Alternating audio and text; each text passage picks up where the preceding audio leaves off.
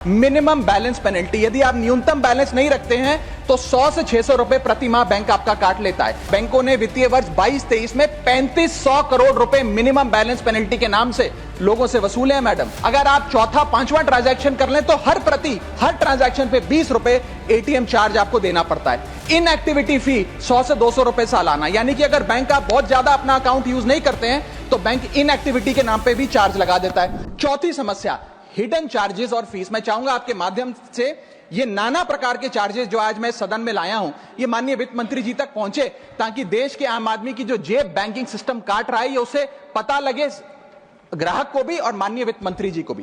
पहला, minimum balance penalty, यदि आप न्यूनतम बैलेंस नहीं रखते हैं तो 100 से 600 रुपए प्रति माह बैंक आपका काट लेता है। इस चार्ज को लगाने के बाद बैंकों ने वित्तीय वर्ष 22-23 में 3500 करोड़ रुपए मिनिमम बैलेंस पेनल्टी के नाम से लोगों से वसूले हैं। मैडम, दूसरा चार्ज, एक्स्ट्रा एटीएम यूजेज। आपको एटीएम ट्रांजैक्शन के लिए 2 से 3 की मोहलत मिलती है, 2 से 3 की इजाजत मिलती है बैंकों द्वारा। अगर आप चौथा पांचवा ट्रांजैक्शन कर लें तो हर ट्रांजैक्शन पे 20 रुपए एटीएम चार्ज आपको देना पड़ता है। इनएक्टिविटी फी 100 से 200 रुपए सालाना, यानी कि अगर बैंक आप बहुत ज्यादा अपना अकाउंट यूज नहीं करते हैं तो बैंक इनएक्टिविटी के नाम पे भी चार्ज लगा देता है। फिर बैंक स्टेटमेंट आप मंगवाते हैं तो बैंक स्टेटमेंट इशुएंस चार्जेस के नाम पर आपसे 50 से 100 रुपए लेता है। फिर आप कहते हैं हमें एसएमएस अलर्ट के माध्यम से मेरे बैंक के खाते में क्या आ रहा है उसकी जानकारी मिले, तो एसएमएस अलर्ट चार्जेस के नाम पर भी प्रति क्वार्टर 20 से 25 रुपए आपसे लिया जाता है।